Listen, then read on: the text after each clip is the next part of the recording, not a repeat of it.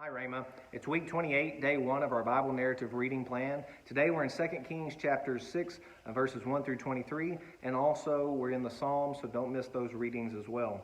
But when we come to 2 Kings 6, we're continuing in the ministry of Elisha, and we see in this passage today that God continues to use Elisha to meet needs both great and small. So we see a small need here in the first 7 verses. The sons of the prophets, those who are being taught by Elisha, they say, look, we need a new dorm. We need a place for you to teach us. We're outgrowing it. There's so many people here to hear you, Elisha. We need to build a new place.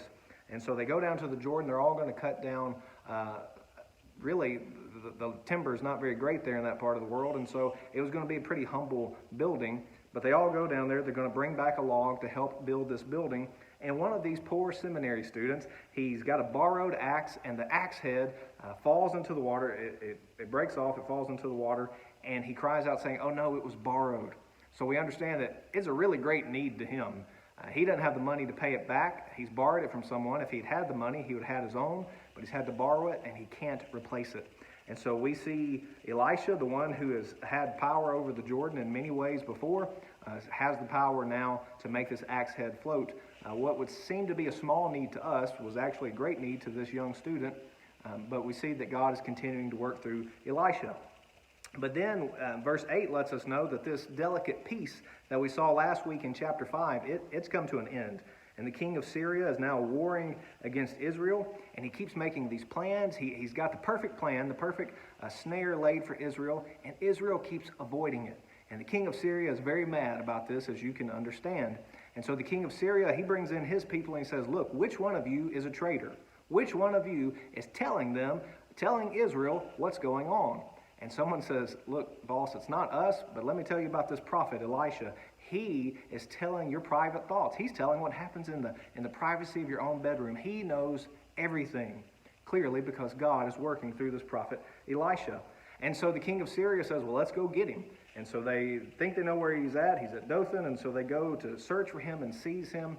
And as the army approaches, not just a small band, but a large army is coming to take one man, Elisha.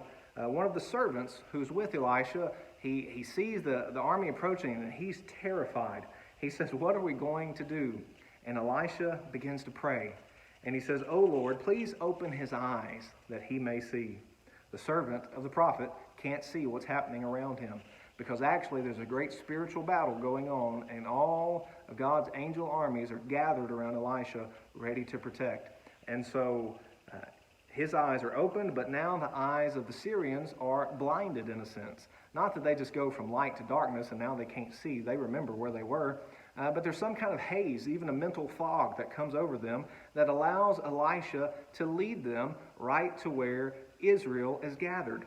And so this is exactly what happens. And then you get there and you think, well, what are they going to do? Now they've got the enemy. Are they going to execute them? But Elisha says, no, that's not what we're going to do. You wouldn't execute captives in cold blood, even if you had taken them in battle. How much more are we going to be kind and gracious to those that we have led here by God's power? So they actually prepare a feast for these enemies. And they go away in peace, hoping, we would assume, that this would allow prolonged peace between Syria and Israel again. But it's an important message for us to see how to treat these people that we would consider to be enemies. We see this here as Elisha setting an example for us, but also, again, proving that there is a prophet in Israel serving the one true and living God. Here's a summary of today's reading.